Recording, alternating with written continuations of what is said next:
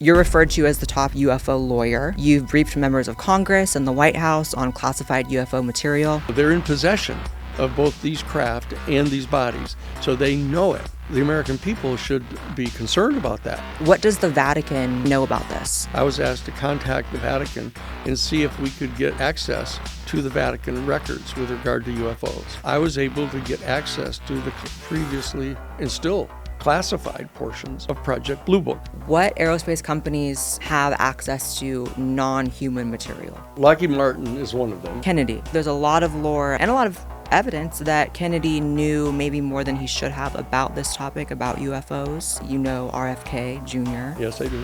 What is the truth about the Kennedy UFO Connection, if there is one? He demanded to be briefed in on all the UFO information. Whether you want to call it aliens, extraterrestrials, this idea and this concept of beings that are higher than us but beneath God have been, part of human history since the beginning. Don't trust the government structures. That's why the Constitution is here. I wasn't gonna go here. I wasn't going to talk about this, but I think that I should, and maybe I'll edit it out. It's just so personal. All right, welcome, Danny Sheehan. This is so exciting. You're a very famous and decorated constitutional attorney. You've been involved in historic cases like the Pentagon Papers, Iran-Contra, the Watergate break-in case, and a lot more. Harvard graduate, public speaker, author, activist. You were a candidate for Jesuit priesthood, which is really interesting. That's right. And you served as general counsel to the United States Jesuit Order, That's right. which I definitely want to get into that because that's so Yeah. cool. You're referred to as the top UFO lawyer online, which is a cool title. You've briefed members of Congress and the White House on classified UFO material. You've co-established the New Paradigm Institute, a nonprofit with the goal of pushing for responsible government UFO disclosure. And I missed a lot, and people can look up all your, the lives you've lived. But I'm excited to talk about this. People don't know, but I've definitely gone really deep in research personally on this topic. I have some personal connections through family with people involved in this topic. And I'm excited to learn from you today. Terrific. Yeah. I'm delighted to be here. Any great interview is only as good as the interviewer. Right. Hopefully we can So do the more it. you right. know, the better it is. Yeah. So even though I'm not necessarily entry-level knowledge on this, a lot of my audience is. Yes. So we're going to have to start with sort of the baseline, which I'm very aware that there's a lot of people who, you mentioned the topic of UFOs, aliens, and there's a lot of synonyms for alien. You see a lot of people giggling or laughing. It's almost like a automatic response for a lot of people because Almost like a trained response. Right. Or You might say. I always say maybe it's just too scary for some people to fully seriously acknowledge. Mm-hmm. So why, and this is again a baseline question, but Yeah. why should people take this issue seriously and actually open their minds to believing that there's something there? Well, I think one of the most important reasons is because it's now been revealed through access to the internal previously classified government documents that the United States Defense Department and the Central Intelligence Agency's Operations Directorate engaged in a massive propaganda campaign directed against the American people to try to persuade the American people that UFOs were not real, that anybody who believed in UFOs was potentially mentally ill, that they have engaged in an intentional campaign to destroy the lives of people who insist upon reporting UFO encounters. They've destroyed their family life. They've destroyed their political careers, in their professional careers. And so that program has now been exposed. Okay? So the American people should be concerned about that, to see that, contrary to the Constitution, the executive branch, the intelligence agencies and Defense Department that have been somehow kind of more or less authorized by Congress to engage in those type of activities against foreign adversaries outside of the country, that they've turned those tools against the American people. And so the question would immediately arise in people's minds, why would they have done that with regard to the UFO issue? And the answer is, and why people should be concerned about this, is because it turns out there is, in fact, a very sophisticated extraterrestrial civilization. And it turns out that our government, the United States government, is in possession of a number of non-human origin extraterrestrial spacecraft and the bodies of the non-human occupants. Advanced technologies not made by our government or any other government are monitoring sensitive military installations around the globe. Do we have the bodies of the pilots who piloted this craft? As I've stated publicly already in my News Nation interview, biologics came with some of these recoveries, yeah. Were they, I guess, human or non-human biologics? Non-human, and that was the assessment of people with direct knowledge on the program I talked to that are currently still on the program. That they've tested through DNA and have proven to be non-human. So they're in possession of both these craft and these bodies, so they know it. And what's happened now is rather than share this with the world and start adjusting our major human institutions to adjust to this reality and try to reach out and establish some sort of mutually beneficial relationship with this entire other civilization, that what's happened here is our United States military authorities, Defense Department, and intelligence agencies have decided to keep it all secret and try to reverse engineer the technology to make weapons. So that they can develop, for example, a nuclear weapon delivery system that can deliver a nuclear payload from the United States to the heart of Russia or China within 2 minutes.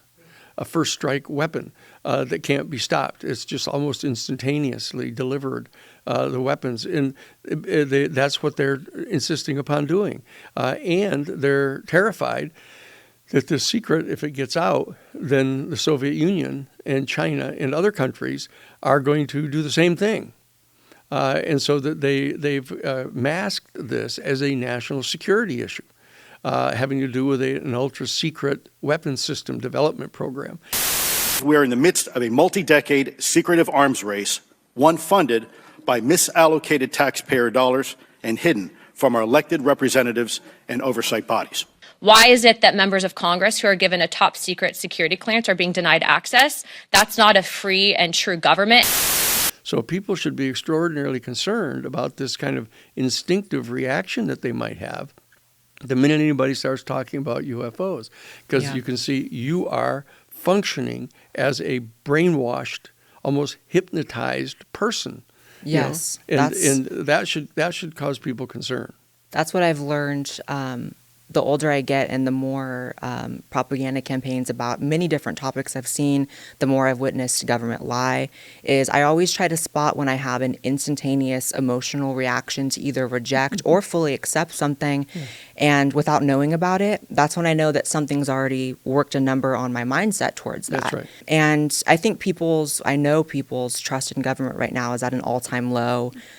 There's been so many disclosures that have not been disclosures at all. The Epstein stuff has people really angry. The Kennedy disclosures that still left people with a question mark, even though a lot of people do know what happened there. Yes.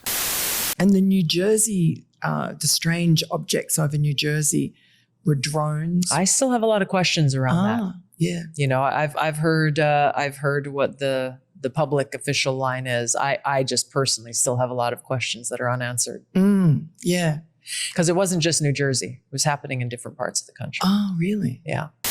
And we had the issue in New Jersey before the election where there are all these people thought UFOs or an attack of the killer drones. Well, I know I can't tell you who it was and what it was, but I can't really tell you. I'd love to tell you actually, but it's not a big deal. So I don't really look towards necessarily the government to tell me what's real and what's not, because I don't always trust that. Yeah, that's a wise position. Let's talk about something that we all need but rarely get enough of. Good sleep. And not just falling asleep, but actually staying asleep, waking up refreshed, and actually feeling like a functioning human being the next day. Shocking concept, I know. That is where Beam's Dream Powder comes in, aka the sponsor of today's video. This stuff is seriously a game changer. It is their most popular product. And after trying it myself, I have to say, I completely get it. So unlike most sleep supplements that are loaded with melatonin and feel like a tranquilizer dart, Dream is more of a thoughtful blend. It has just one small dose of melatonin, or you can get the melatonin free free version. It's designed to support real, deep, restful sleep without the grogginess the next day or that weird melatonin hangover that a lot of people have experienced. Now, I actually do struggle with sleep, and the first night I tried it, I actually felt calm for the first time in so long before sleep. It was like my brain finally just shut up for a minute. I didn't toss and turn. I didn't wake up at 3 a.m. to doom scroll, and the next day I actually felt extremely refreshed and clear-headed. I was energized and honestly just in an overall better mood. All I do is mix 1 scoop with hot water about 30 minutes before bed. It smells amazing. It tastes amazing. It tastes like cinnamon hot cocoa. It's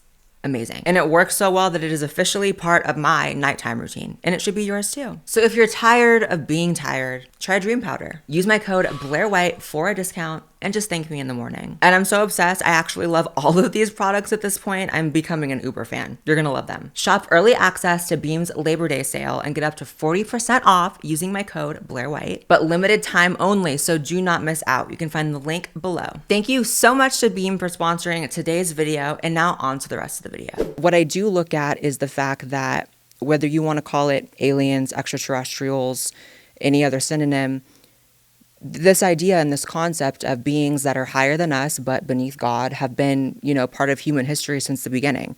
Angels, demons, spirits, entities, whatever, you have them in every religion. Every civilization's always believed in them. So for me, when I see things like that stick, I'm like, okay, there's something real there.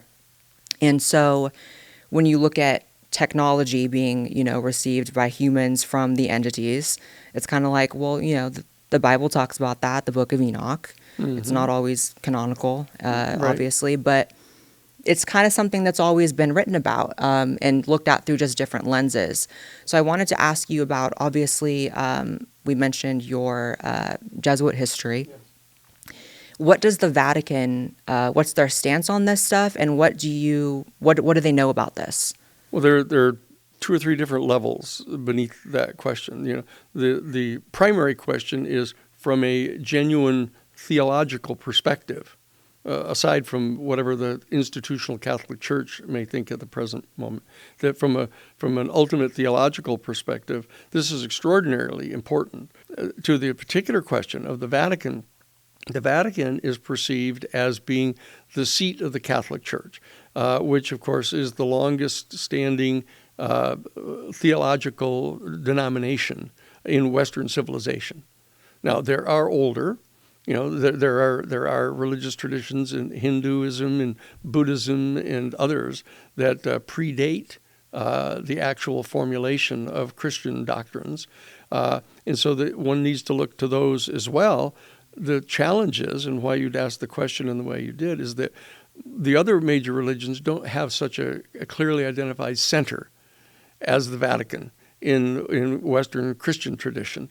And so the assumption is that since at least the destruction of the Library of Alexandria, where lots of historical records were kept, the Vatican is the repository of the most ancient scriptures about our human history and our human understandings.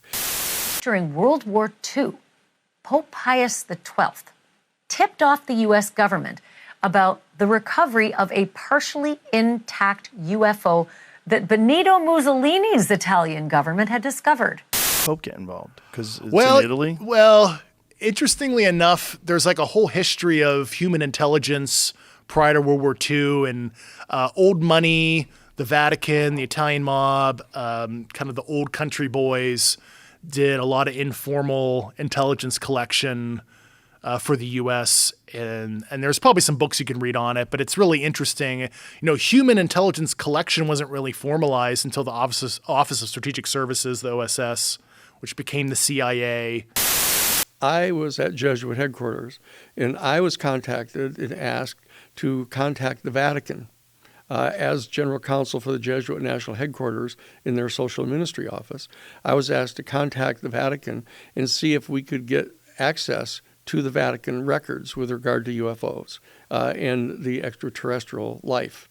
Okay, and that was the context in which I became involved in this. And so I became special counsel to the investigation that President Carter initiated. And the bottom line is, in that context, I was able to get access to the previously and still classified portions of Project Blue Book, which was the major United States Air Force study that went on from 1952 to 1967, and it generally poo-pooed the entire reality of UFOs. But it turns out that there were over 700 sightings reported to Project Blue Book that they could not even come up with any conceivable rationale for explaining. And so there was this entire secreted section of the records. I was given access to these as special counsel to the investigation that was asked for by President Carter. And there I saw actual photographs of a genuine UFO crash retrieval the United States Air Force was engaged in. I saw this. I traced the symbols on the craft and brought them back to Jesuit headquarters, was shown a photograph of another UFO at Jesuit headquarters, and I proceeded to meet with officials at the Vatican to try to get access to the records, and they ultimately didn't agree to do that. At that time, in 1976 and 77, they were not prepared to do that. But they have, subsequent to that time, and in 2009, actually, many years later, actually issued an official statement under Benedict. They issued a public statement through Jose Gabriel Funes, the Jesuit priest, who was the director at the time of the Vatican Observatory. They issued a public statement saying, now that we have discovered more and more of these new exoplanets, it has now become clear that much sooner than had been previously anticipated, we are going to be discovering life elsewhere in the universe. Therefore, the time has now arrived for the beginning of an extraordinarily important conversation, inquiring into the fundamental, profound philosophical and theological questions that are going to be posed to our human family by the discovery of life elsewhere in the universe. I flew to meet with Jose Gabriel Funes in my capacity at that time as the previous general counsel at the Jesuit headquarters in their social ministry office. I flew to meet with him, and within 2 minutes of our conversation, he said, "Look, Danny," he said, when we're talking about life elsewhere in the universe, we're not talking about the discovery of some single-cell life form beneath some frozen ocean on some moon orbiting some distant planet in a far-off star system.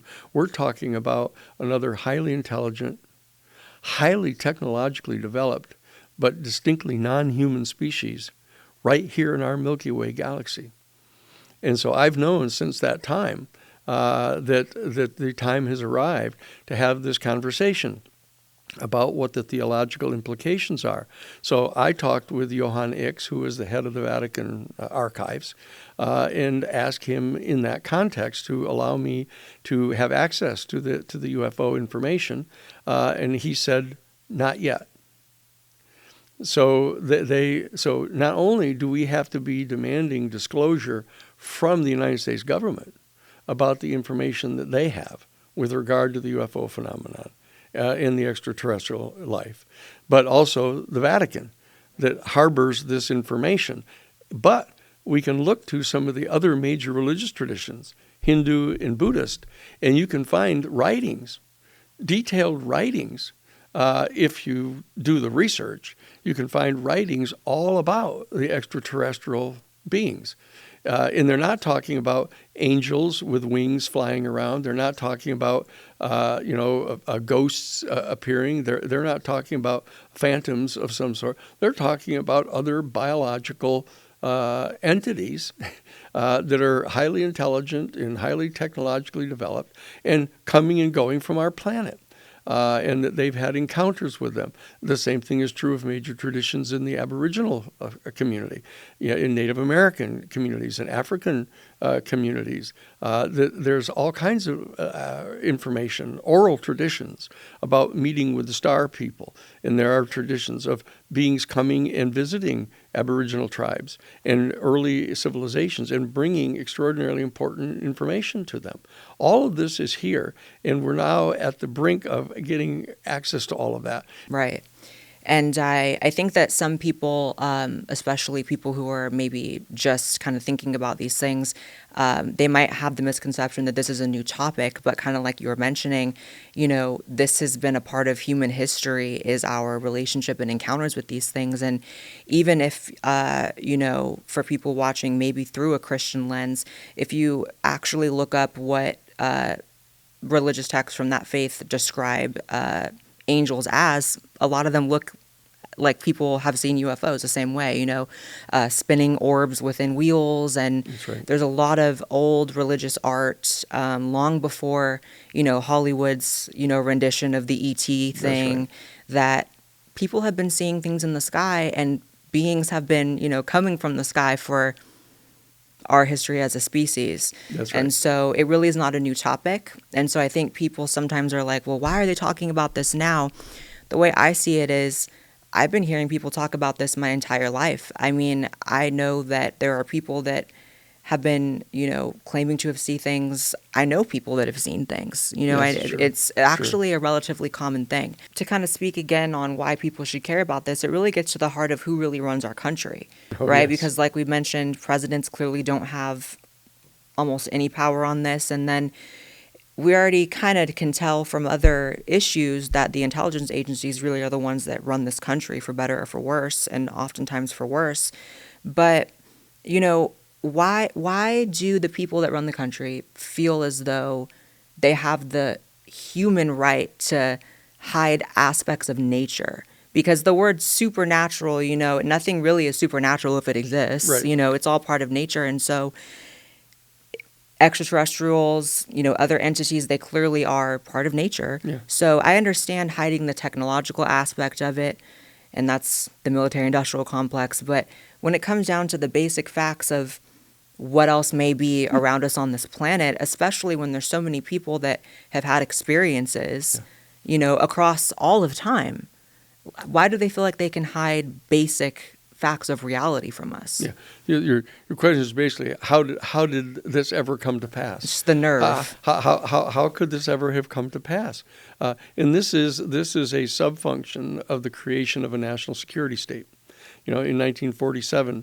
As I say, in September of 1947, at the recommendation of the President Truman and his administration, they recommended the creation of this national security state, and the rationale for it was that the Soviet Union, theoretically, was posing a threat to the Western world by proposing socialism. And it threatened the fundamental economic structures of Western civilization, which were fundamentally capitalist. And the Western powers were in a position to be able to assert themselves to try to protect their economic institutions and their economic dominance of the substantial portion of the planet. And they felt threatened by socialism, not by authoritarianism, because you saw in many instances they were supporting, through the creation of the Central Intelligence Agency in 1947, they were supporting authoritarian dictatorships. And what they were opposing is socialism. So what happened is this event started taking place after the creation of the national security state, of the Western capitalist structures trying to convince people in the country that what the threat was authoritarianism, whereas the real threat that was experienced by the national security state people was socialism. And on the other hand, the socialist countries were engaged in not military activities so much, but propaganda and attempting to undermine the validity of the capitalist system, showing its excesses, et cetera, and showing the massive poverty that it generated, et cetera. And so this Cold War broke out right after 1947. through Truman.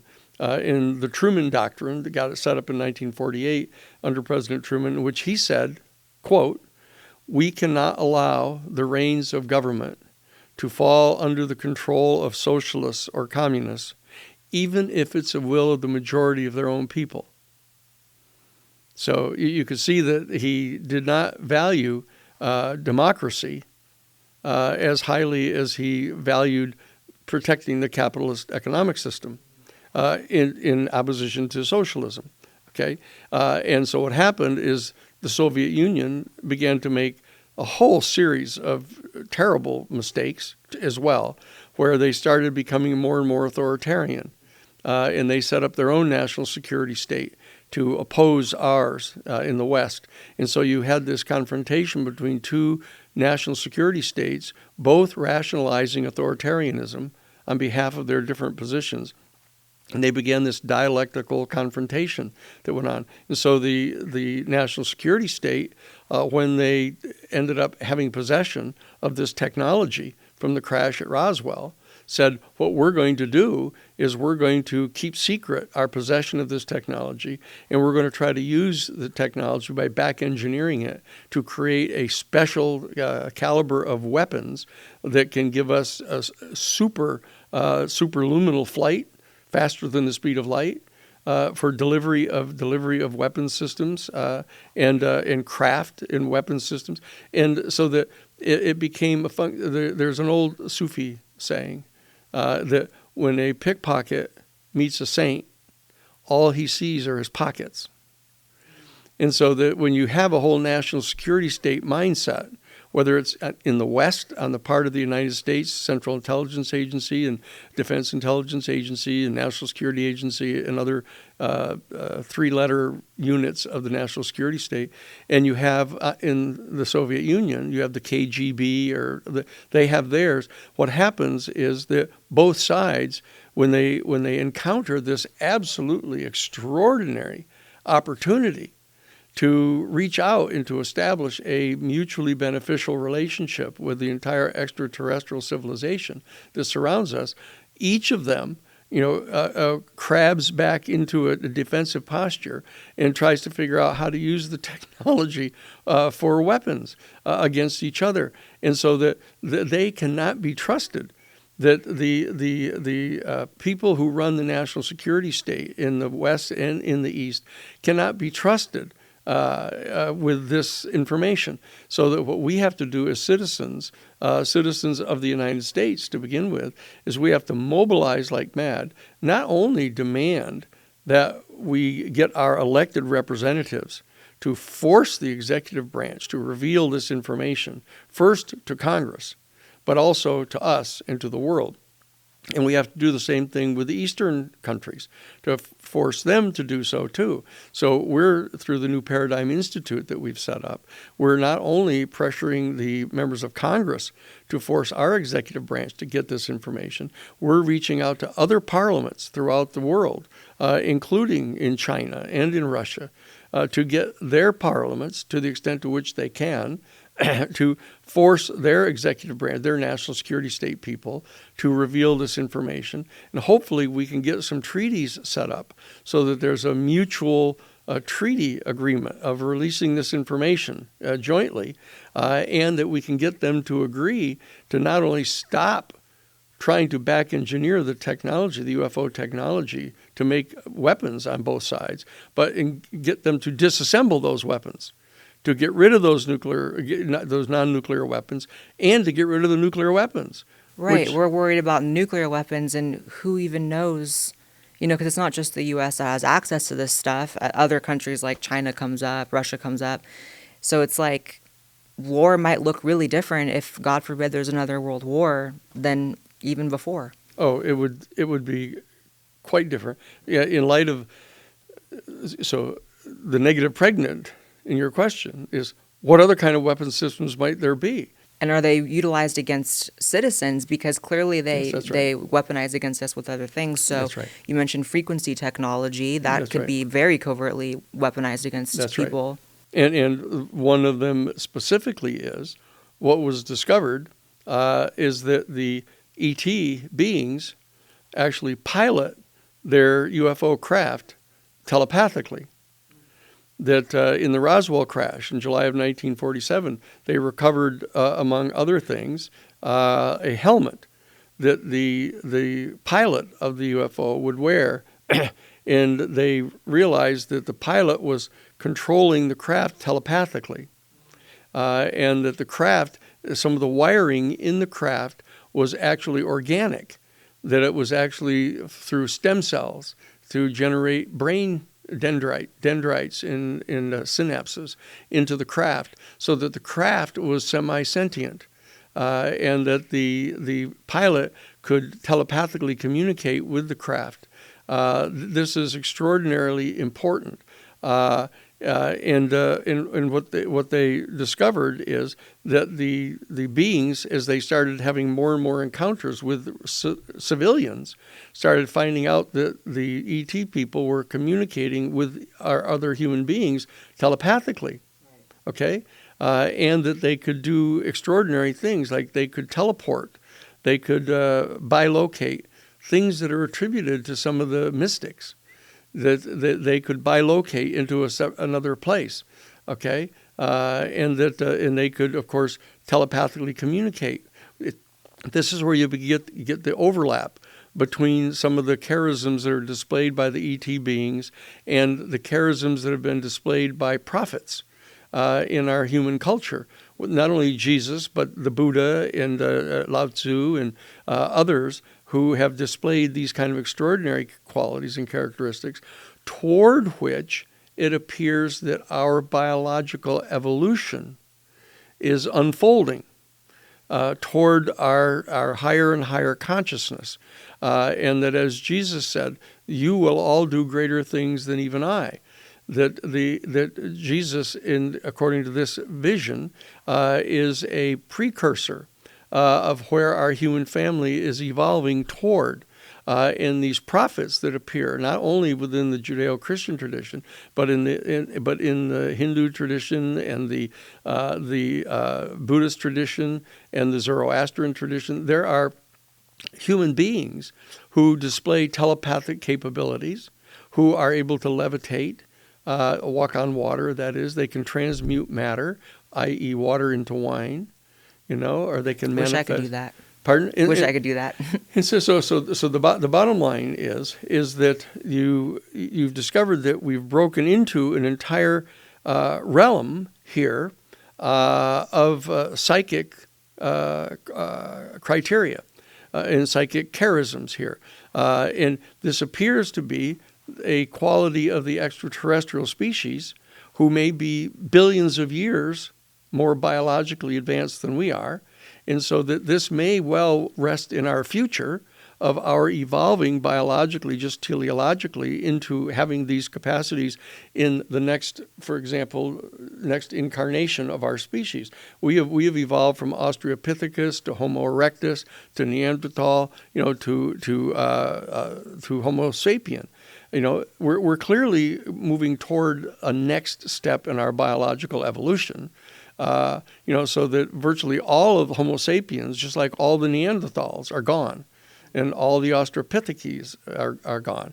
Okay, and so that all of we Homo sapiens will eventually be bred out into the higher and higher human. That's all just happening on our own planet. But what's happening is that if we run into hominoid beings from other star systems that have existed for 4 or 5 billion years, longer than we have, they could have already well developed those capabilities, including the access to the technology by means of which they can telepathically communicate with their own UFOs, and, very importantly, cause bilocation of the craft. Not only bilocate like Jesus has supposedly been able to do, that he would appear before people at a different place all of a sudden, and the Hindus talk about this all the time, and that what appears to be true is that the ET beings have developed a technology by means of which they can amp up the psychic capacity of bilocation that they can gin that up to such a level that they can transport an entire UFO craft billions of miles away, that they just concentrate on astral projection, basically, astral projection of an individual person over tens of thousands of miles. They could do it over billions of miles, but that with psychic amplification, or what they call it, psionic assist, that they can psionically assist the capacity to bilocate an entire craft from a far distant star system, hundreds of billions of light years away, to our solar system. And this may well be the method of transport. It isn't just that they can accelerate its superluminal speed, which they can, but that they can potentially bilocate. And so that these are things that are extraordinary. And so that the question is, what other capabilities might they have? One of the things that we have discovered is that in the Stanford Research Institute remote viewing program that I'm sure you're familiar with. I'm not sure how many of our listeners are familiar with it, but it was a program that was developed by the United States, initially Office of Naval Intelligence and eventually Central Intelligence Agency, to see whether human beings could remotely view locations at a distance. Okay, have a psychic ability to be able to project their vision to another place, right? That's the thing about parapsychology, which is the academic study of psychic abilities, is that, speaking to the skeptic who may be watching here, the word psychic may invoke like Miss Cleo or goofy, media representations, or you may not believe in it, but the government has sure spent millions, billions, maybe even of your tax dollars in studying it, cultivating the skills for their spies, and creating technology that, like you said, amplifies psychic ability. And so, again, there's a lot of through lines with, it may seem like a lot of topics coming at people at once. Now I have to believe in aliens and psychic stuff. And it's like, well, your government does. So. Well, no, the government not only believes it, the government knows it. And a lot of resources are spent on psychic stuff. Yeah, and you can spend as much time as you want in denying reality. I mean, it's your privilege. If you want, in a democracy, you can pretend like you don't know that Italy is even there, or you can believe the world is flat. You can believe anything you want, but it doesn't really serve you that well. It doesn't change the truth. To insist upon believing something that is just demonstrably untrue.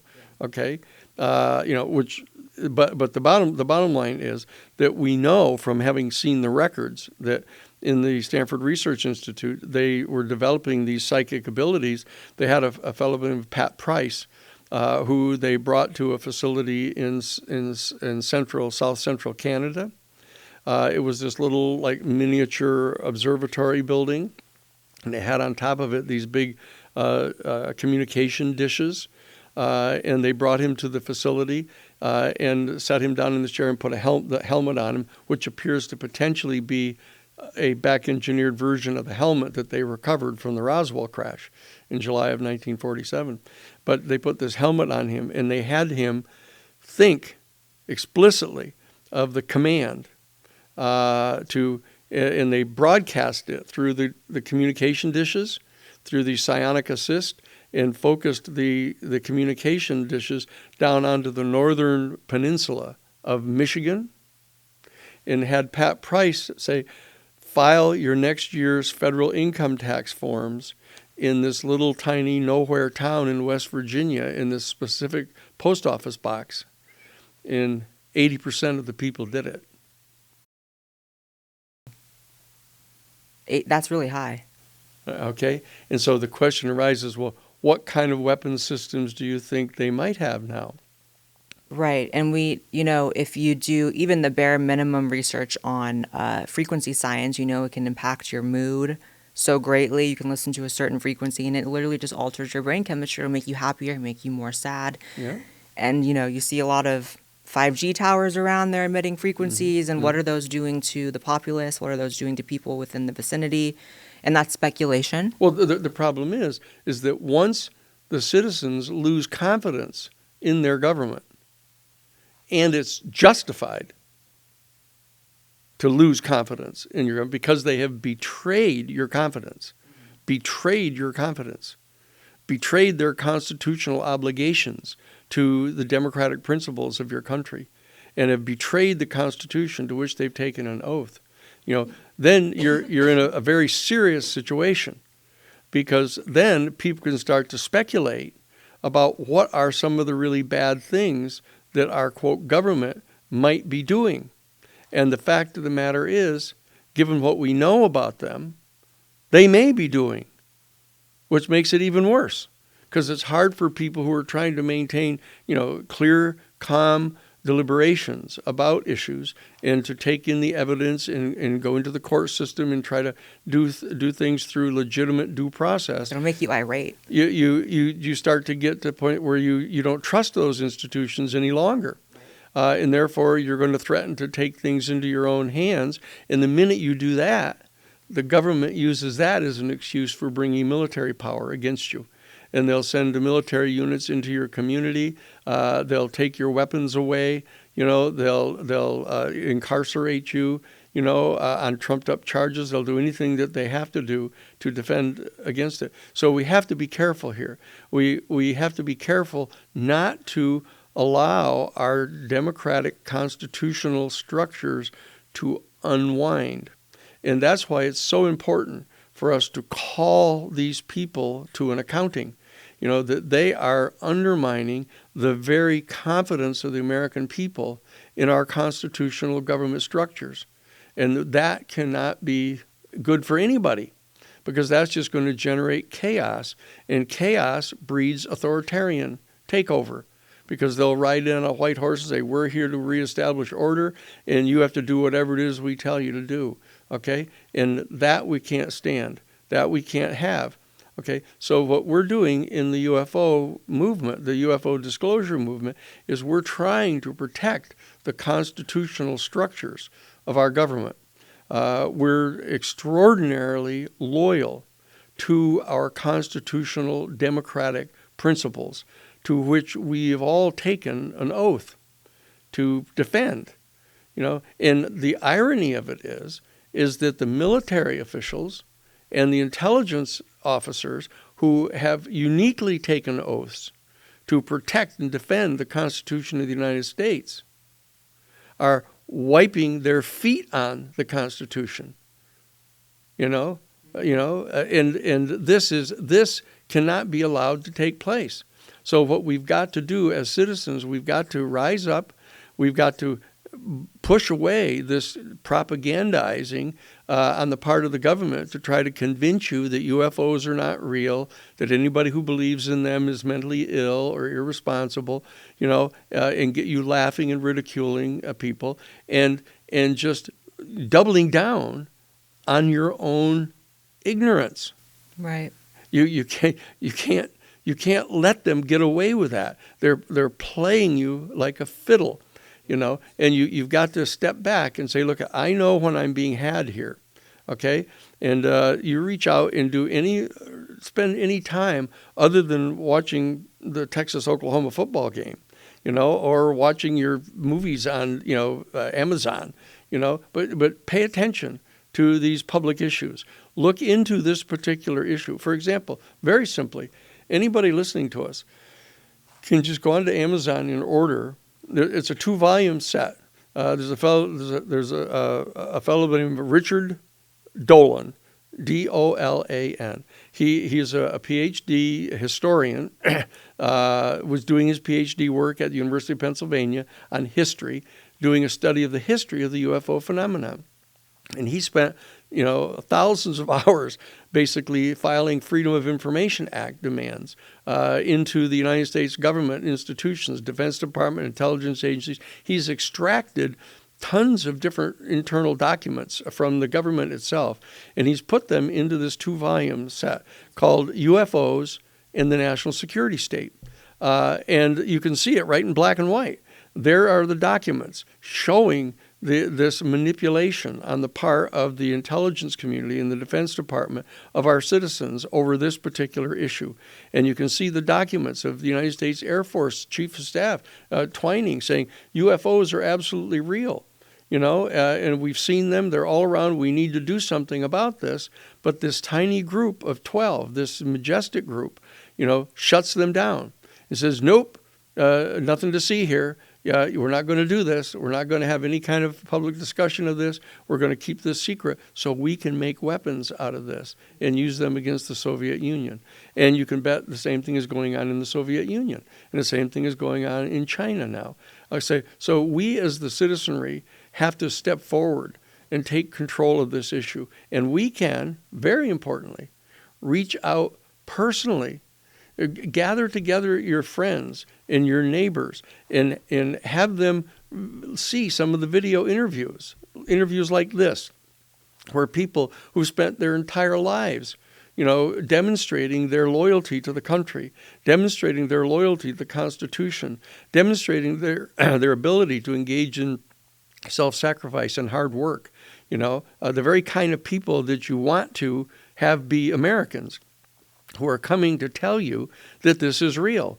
Okay? That's the thing, right, is that, people may have, and really just people who haven't looked into it at all, which is unfortunately so many people, but it doesn't take much to see that there's really no consistency among the type of person who reports an experience. There is people with, like you said, that have all the credentials, highly respected, people in charge of our nuke codes, people that are decorated pilots, etc. And then there's just the average person. And then there's people that you would look at and maybe be like, okay, they're off kilter. But this type of experience could probably make someone become off kilter. So that to me is another point in the bucket of this being so real, because it's not like there's one type of person that has a story about this. And it's not just America that has a program involving this, not even with the parapsychology. Russia and China both had parapsychology programs. And so those two things are just so interlinked. One thing, if you look into this topic, that you quickly realize is that part of the reason why there's not a lot of knowledge amongst people in office, so like Congress seems to have no clue about this, at least most of them, the president doesn't, is that it's been privatized. So the aerospace companies, they seem to have been given certain privileges and go-aheads, so that, and obviously that takes a lot of liability off the government. I've heard, names thrown around like Lockheed, Boeing, Raytheon. What aerospace companies do you feel like you can confidently say, after everything you've experienced and heard and know, have access to non-human material? Lockheed Martin is one of them that you mentioned. Right. Lockheed Martin is actually the proprietor of S4, which is near Area 51. It's like 11 miles away from Area 51. It's this extraordinarily sophisticated facility with major underground facilities there at S4. And they run the place, Lockheed Martin, so that there's a whole contractual relationship between the national security state of the United States government and Lockheed Martin. Raytheon is another one. Another one is Grumman. Grumman has a whole facility, a whole test grounds. And they have apparently a center there for gate children, that the gifted and talented young children that they go looking for, primarily through the ranks of enlisted military people and officers and people in the intelligence agency and Defense Department. They go looking for their children. To see whether or not, trying to kind of keep it in the family, right? And trying to recruit young kids who are psychic, because they're trying to get them to be able to both communicate with extraterrestrials and to potentially fly the craft. This is a major topic that we can go into. Yeah. But the bottom line is Northrop Grumman has a major facility apparently where it's a school where the kids are trained. At this place, and it's at their facility, and so what's happening is the United States government, when it recovered the Roswell crash, for example, in July of 1947, and recovered other craft later either because of an accident and a crash, or this kinetic program, they call it, of actually knocking down UFOs and taking them into custody, that they needed people to try to fly these things. And it turns out when they were trying to get their pilots to fly these things, the helmet, when they put the helmet on some of them, it had fatal consequences. And so that they were trying to find kids who were more psychic to be able to do this. So that those programs seem to be being administered privately through these private corporations. And what's happened is the national security state, this MK or MJ12 group, has, in order to further the concealment of the technology from other government agencies, have transferred, either licensed it or transferred title to it, we're not certain yet, to private aerospace corporations. And the private aerospace corporations have taken the position that, okay, now we own this. And therefore, any technology that we develop as a result of back engineering this, we should own. And we should have a right to have private patents on it. And therefore, we could then charge the United States government for licensing any of this technology. This is preposterous. This is preposterous. This is completely illegal. This is basically stealing U.S. government property. This has got to be one of the biggest roadblocks to disclosure, is that we're asking the government to tell us things that maybe they don't actually fully know. It's the private companies that really have all this. Well, they know it, but they try to have the evidence, the documentation, and the stuff in the hands of the private corporations, so that the government agencies that are required to report things to Congress, for example, can refrain from doing so. But it's a contrivance, I mean, it's just fraud is what it is, and it's a violation of the Federal Criminal Racketeering Act. And so that these private corporations now, they're taking great umbrage at being challenged now and saying, oh, you're in possession of some government property, you ought to give it back. They're going, but wait a second, this is our property, and they're starting to get all self-righteous about property rights and everything, but the property they have is completely derivative of the government having turned it over to them. So this is a major area that has to get worked out. The government has to conduct itself in a fair manner. Not that corporations are entitled to the same panoply of fundamental rights that an individual is, because they're not. No matter what Citizens United says, in the Supreme Court, they're not people, and they aren't entitled to fundamental rights like human beings are.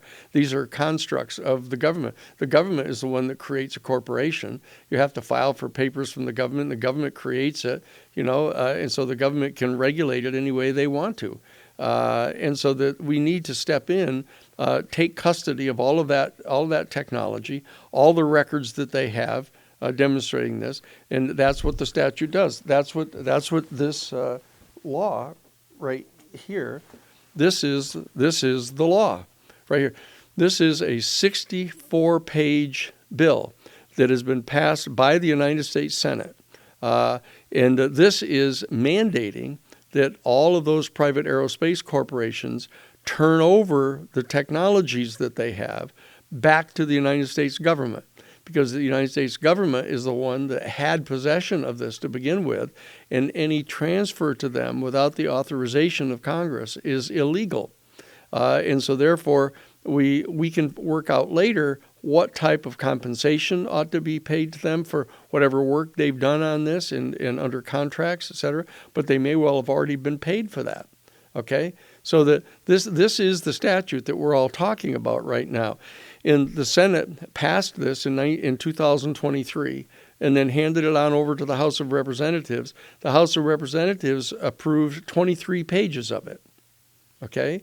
But there's another 30-some pages that has not been approved by the House. So the Senate is repassing this whole 64-page bill right in the second week when they come back after Labor Day. That's awesome. So we might actually be making progress soon.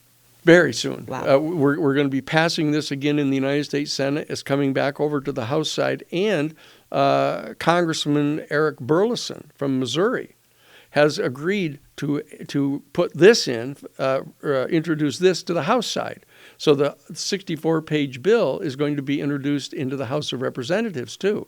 And so that if we are successful, the citizens need to everybody who's listening right now ought to go to the New Paradigm Institute. That's PARADIGM, the New Paradigm Institute.org. Okay? And you can get copies of this, but you can join Citizens for Disclosure. This is all completely free. All the services are for free. I'll put the link up for to that. be able to provide all of this to you for free. You can become a member of the Citizens for Disclosure. You will then contact, you just let us know, and we'll facilitate you contacting your congressman, your congressional representative, okay, congressman or congresswoman here in Texas, and your United States senators to get them to approve this. And what they're going to be doing is putting this whole 64-page bill into the 2026 National Defense Authorization Act. It's a big several thousand-page omnibus bill that gets passed at the end of every year to authorize the expenditures in the military and the intelligence community. Okay, this is the bill that you want to be dealing with. This is called the Schumer-Rounds bill. And it's Chuck Schumer, who was the majority leader for the Democrats, and Mike Rounds, who's the United States Republican senator from South Dakota. But it's got across the board sponsors. Republican and Democratic Party people are sponsoring this, both in the Senate and in the House. Okay. Now, what we've run into the problem that Mike Johnson, who is the Speaker of the House from Louisiana, he is refusing to allow the House of Representatives to vote on this bill. So who's paying him? That he is being paid primarily by the aerospace corporations. Of course. Because they want to keep it secret, because they want to patent the technology. They want to charge the United States government and everybody else for access to the technology in the future, and they want to own the future. They want to own the future of space travel. They want to own the future of the energy sources, because clearly these UFOs are powered by some energy source that is completely different than anything we know about.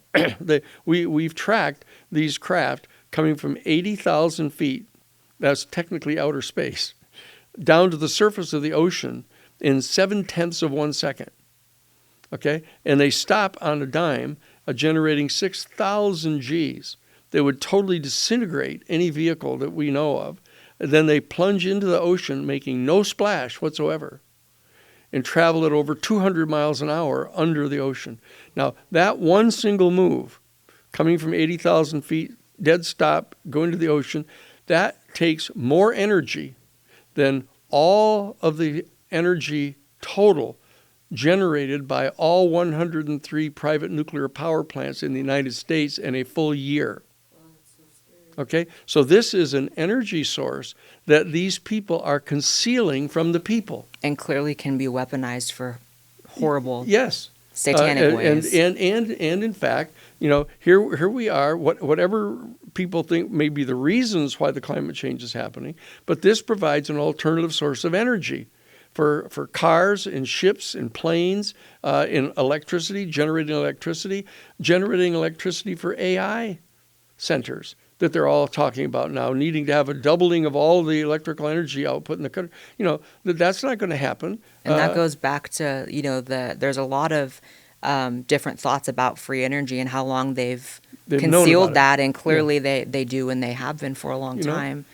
I wasn't, sorry, continue. So I'm just saying, this is the bill that people, and it's a very simple thing. You know, I mean, that listening to our short conversation today is quite entertaining. It's kind of stimulating. It's thought-provoking. But the point is, it has to be inspirational. It has to inspire our listeners to do something. We can make it happen collectively. We can. If all the people who are listening now just take 5 minutes and get on your laptop, go to newparadigminstitute.org. You'll see the Citizens for Disclosure option. You just click the button, and join the Citizens for Disclosure. You don't have to be, it doesn't cost you a penny. Okay, and it will then put you in touch with your congressmen and senators. It'll give you access in there to all of this information. You can get copies of the actual statute, so you'll see exactly what we're talking about. You don't have to spend an awful lot of time becoming a scholar on all of this stuff. All you have to do is spend 5 minutes. Okay, and then you can spend as much time as you want finding out more and more about this, because this is the most absolutely fascinating subject that you're ever going to encounter. Because it turns out it's true. Lo and behold, this is the first response people have this. You mean this is true? Yes, this is true, as it turns out. And your government knows it. The government has been concealing it from you, and the government has been lying to you, and the government has been propagandizing you covertly into ridiculing anybody who's trying to help you and tell you about this.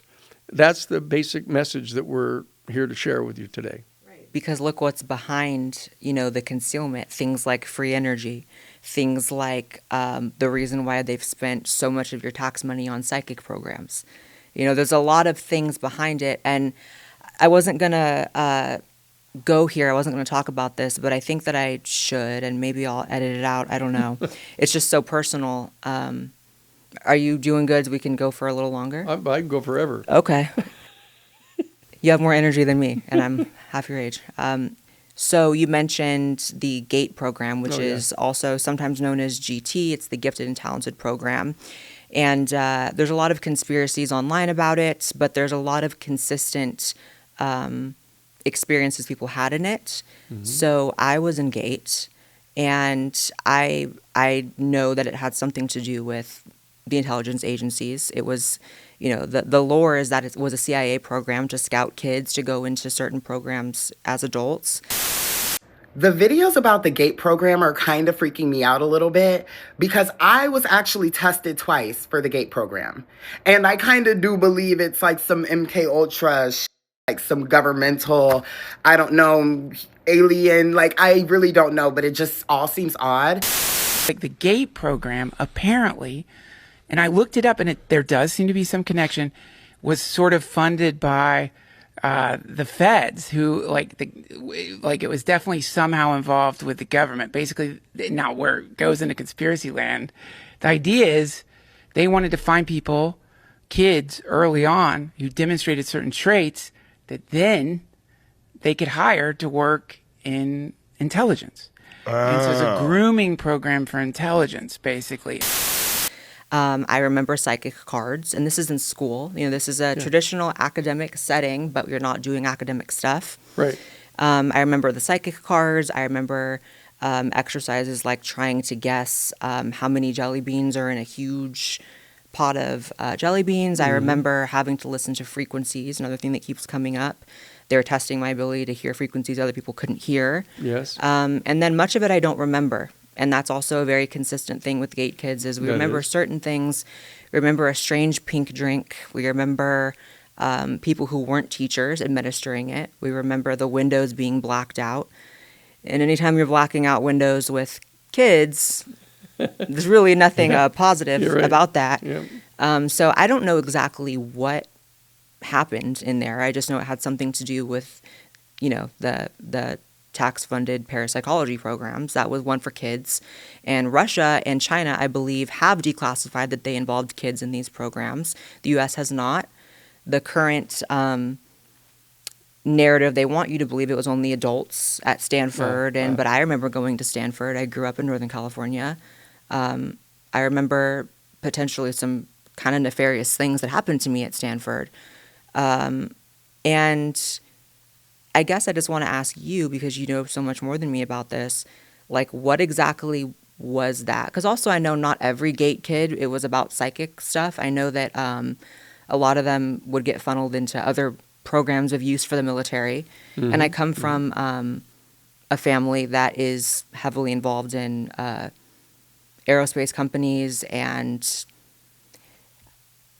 I guess I'll just go really personal. My family on my dad's side are Rosicrucians. Mm-hmm. And so they are heavily also involved in parapsychology. Yes. In fact, I think that they started the original Parapsychology Institute. Yeah. And again, even if people don't believe in psychic stuff at all, you can believe that people do believe in it, and there are groups out there that do.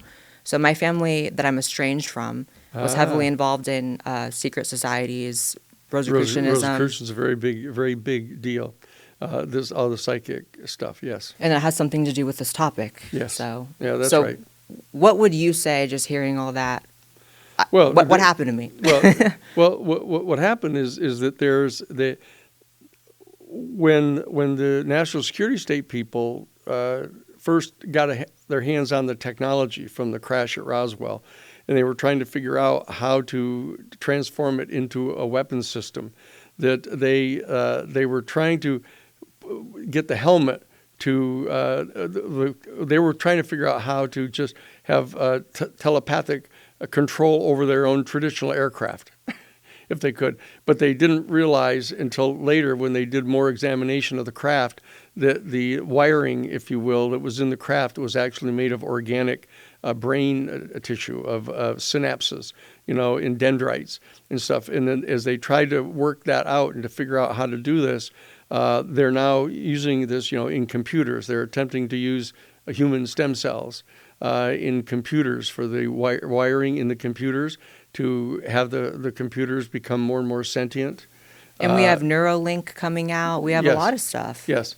And all of that was going on. And so what they ran into at the beginning is people who were trained to be pilots in our United States Navy and Air Force were of a very special kind of mentality that was basically resistant to telepathic communication. Probably because they were more logic-brained. They were extraordinarily left-brained and very linear and very materialist, very goal-oriented, very controlled, etc. And it turns out that there were instances where it was fatal, actually, trying to have them put this helmet on and engage in these telepathic activities, which they're deadly terrified about, revealing that they've actually caused the death of a number of highly trained, very expensively trained United States pilots, military pilots. And then what they discovered is that children, who were the more psychic of the young children, as they gently moved them into this program, were much more facile with the helmet. Were able to engage in telepathic communications much more easily. I remember a helmet. A lot of kids do. The problem is that they also discovered that the children became much more psychic if they were in a state of panic. If they got into a state of terror or fright, the completely instinctive activity of our human body to override our strictly linear, rational thought system gets triggered, and so that they began dosing some of these young children with amphetamines to jack them up into a super hyper state. And it turns out that they ended up killing some of these kids. And this is one of the absolute terrors in the minds of the people that have run this program. What they call them, the legacy program is what this is called in the legislation. In the legislation, they're referred to as the legacy program, the people that were all involved in these programs. And so that they're terrified now and they're waiting for anybody who was involved in any way in that element of the program to die, to pass on, because they don't want anybody criminally prosecuted. They don't want anybody left around who can testify in the first person about those kind of programs. And that's one of the reasons they're delaying, trying to put off as long as they can the disclosure of all of this, because they want... kids. They want to be able to say, well, that was all in the past. There's no use looking at the past. These people are dead now. But this is an institutional set of sins.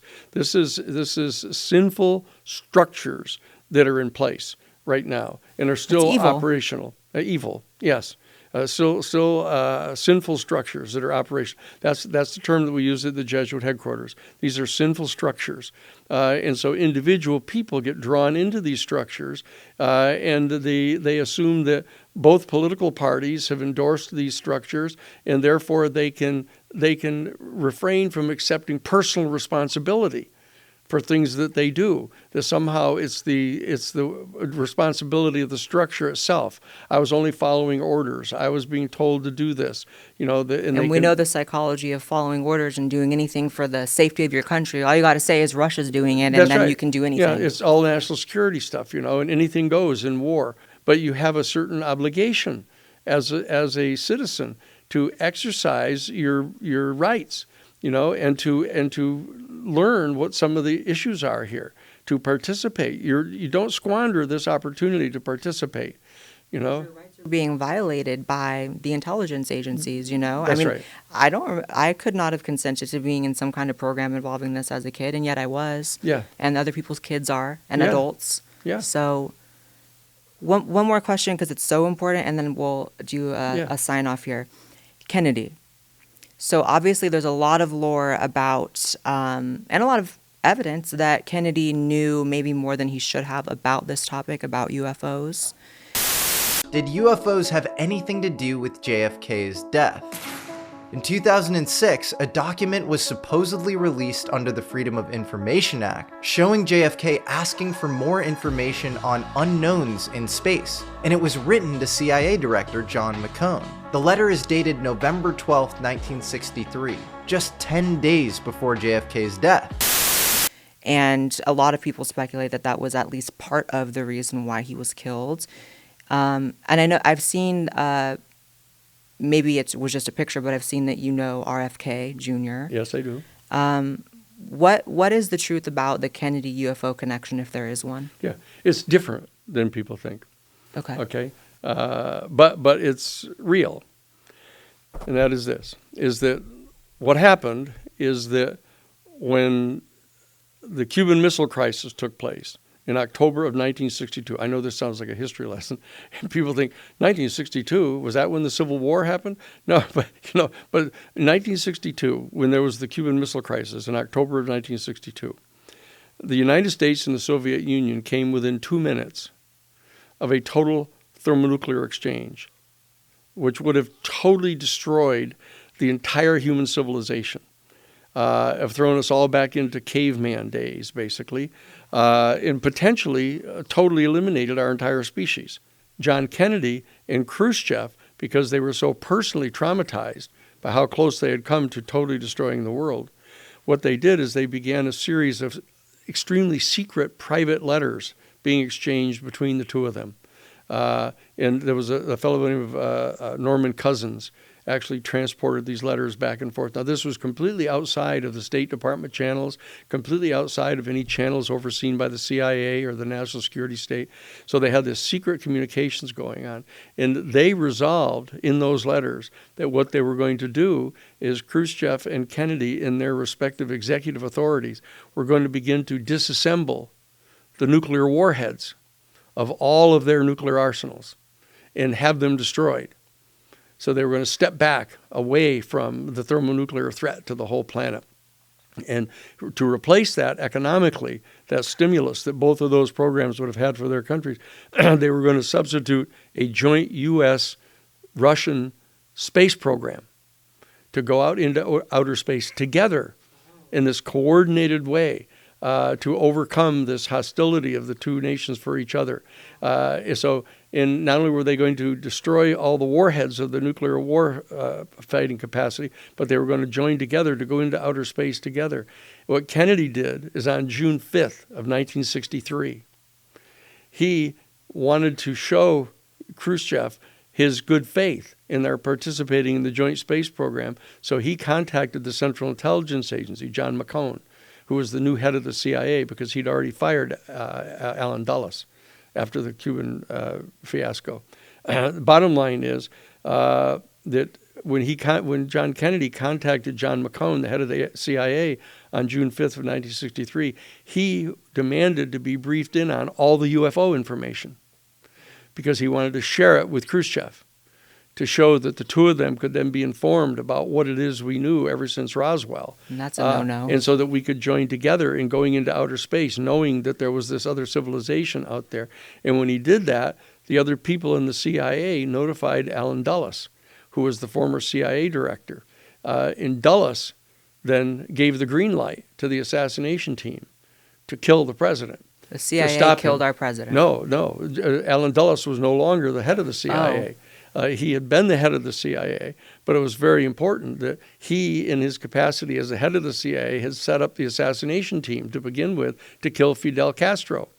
Okay? And so that he gave the green light to that assassination team to kill President Kennedy, because they were part of the Cubans that wanted to kill the president because of his retaliating against them for having defied his orders and sunk the ship, the Russian ship. Bottom line is, so you can see that the UFO, the demand on the part of Kennedy to get briefed in on the UFO stuff was tangentially related to the assassination of the president, but not anywhere near in what people keep on implying. Oh, it must be because he knew too much about it or he was getting set to make it public. None of that is true. None of that is true. It was just part of the bigger picture. But it's part of the problem when you're lied to and being kept in the dark and only be getting part of the information, that this is another one of the sinful structures that we're talking about. That entire national security state apparatus that authorizes the political assassination of foreign heads of state is such a sinful structure. To even have it in existence is it's going to come back to infect you. You know, that's what's going to happen. This is true with the nuclear weapons. It's true with the assassination teams. It's true with anything. You know, that's what sinful structures do. So what we've got to do now that we know that they're there and we see the repercussions of them, what we need to do as citizens, we need to rise up. And that's why actually what we're doing has a genuine spiritual motive. The fundamental rights that are set forth in our Constitution and the entire fabric of our Constitution are rooted in natural law.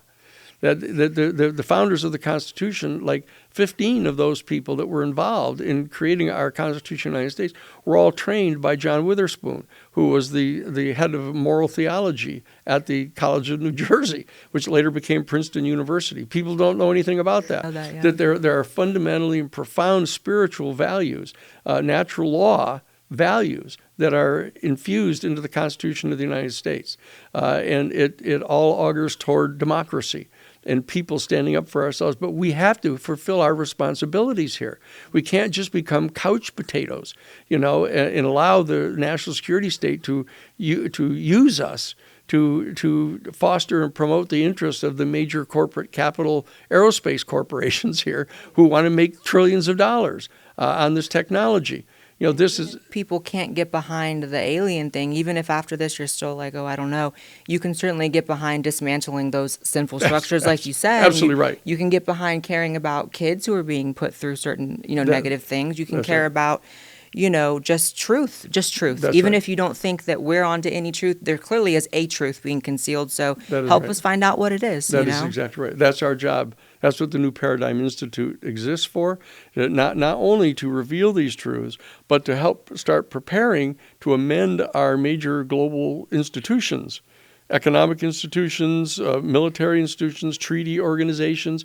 We've got to readjust all of our institutions to prepare to become galactic citizens. You know, this is something that people can look at. There's no sin involved in being ignorant of something. But don't be arrogant about it. Right. Don't be arrogant about your ignorance. Okay? You can cure your ignorance, and then that will cure your arrogance. Right. Once you realize how much you didn't know and how much you've been being deceived, then your arrogance is going to go down substantially. Yes. But your self-righteousness will increase. Yes. Okay, and that's what you have to be able to do here. You have to be able to substitute for arrogance self-righteousness. Right. Okay? And you need to know the truth in order to do that. And you deserve the truth. And you We all deserve do. the truth. You not only deserve the truth, you have a right to the truth. God-given. Under our constitutional system. But you need to exercise your rights and demand that truth. And that's what we're here today to try to help you do. Absolutely. And I'm going to put the link to the New Paradigm Institute, obviously, in the description, and anything else that you want. And I think you're doing amazing work. And on a personal level, like the stuff about GATE was very clarifying because, you know, once I came to an age, once I hit about 30, I started, as is very common, you start remembering things from your childhood more so when you hit about that age, your brain finally develops. And I was like, what is this weird involvement I have in this topic that I've been vaguely interested in? I've always been open to the idea of extraterrestrials and then in my family. And so that part was very clarifying for me. And I can't wait to talk more at dinner about that and pull some, hopefully more answers out of you. But this has been amazing. And thank you so much. And especially, you know, the fact that you're just going so hard still after such a long life of, you know, fighting for truth in all these different arenas. You're still going, and we're very, we should be very thankful to have you. And well, I'm very thankful to have our people becoming more and more interested in these things. You know, I've spent 50 years revealing, you know, the Pentagon Papers about what was really going on in the war in Vietnam. Right. You know, the Karen Silkwood case about how we were smuggling 98% pure bomb-grade plutonium out of our nuclear facility in the United States and giving it to Israel for nuclear weapons. You know, the Watergate burglary, really finding out who was there and why they were involved in it. You know, and what we've done is we have sown levels of distrust now in the institutions, the sinful institutions of our government. But we now, at the end of a 50-year process of that whole thing, we have to try to recover some of the values of our institutions, okay? That I think people have come to the point where we totally distrust them, which I think is a healthy place to start. Don't blindly trust your government structures. It's the first thing you learn in constitutional law. Don't trust the government structures. That's why the Constitution is here, to rein in those people, to keep those people under control, to keep democratic values front and center. This is what we're doing right now. And so I'm privileged to get to continue working on all this. And hopefully over the period of the next 7 years, we'll get this information revealed. We'll get the institutions adjusted to be able to start accepting the information from an extraterrestrial civilization. And by the time I get to be a senior citizen, it'll get solved. And then I'll be able to sit down and write a book about it. Or something. Absolutely. Thank you so much, Danny. This was an amazing conversation, and I can't wait to see what else you do and how much you help us progress towards truth. Well, we'll stay at it. Yes, thank you. Thank you. Thank you very much.